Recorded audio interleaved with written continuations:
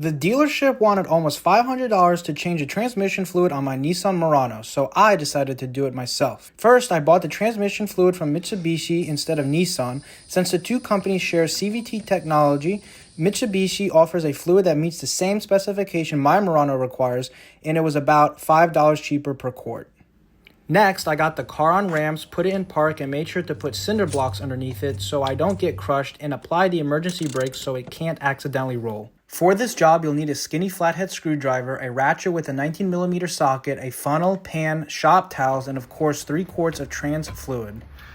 Next, I crawled under the car to find a transmission drain plug, which is located on the driver's side. Just make sure you don't confuse it with the engine oil drain plug. They are completely different. After unclipping the plastic splash shield and tucking it out of the way, I broke the transmission drain plug loose with a ratchet, switched to using my fingers for the last few turns, and let the old transmission fluid drain into the pan. It's not... I let the transmission drain for about 10 minutes or until the fluid slowed to an occasional drip. Then I reinstalled the drain plug and started threading it in by hand before tightening it with a ratchet. You definitely don't want to cross thread or strip the threads. It will turn a simple fluid change into a much bigger repair. Looking at the old fluid, it definitely needed to be changed. It had turned a dark, almost black color and looked much dirtier than fresh CVT fluid, which is usually bright red or bright blue.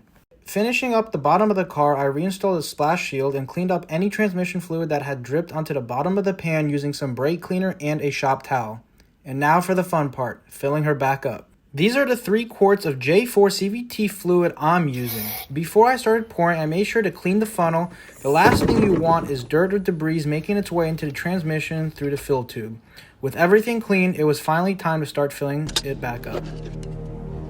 Wow! Liquid Schwartz! Quick, pour it in the emergency tank. Right. Look at that! Thankfully, Nissan made this part pretty easy. I just wish they had kept a dipstick. The fill port is this long, skinny tube on the driver's side, but the cap is a real pain to get off. Once that is out of the way, it's just a matter of pouring the fresh CVT fluid. With the cap back on and the car off the ramps, it was time for the moment of truth. I took it out for a quick test drive to make sure everything was shifting smoothly, and thankfully everything worked exactly as it should.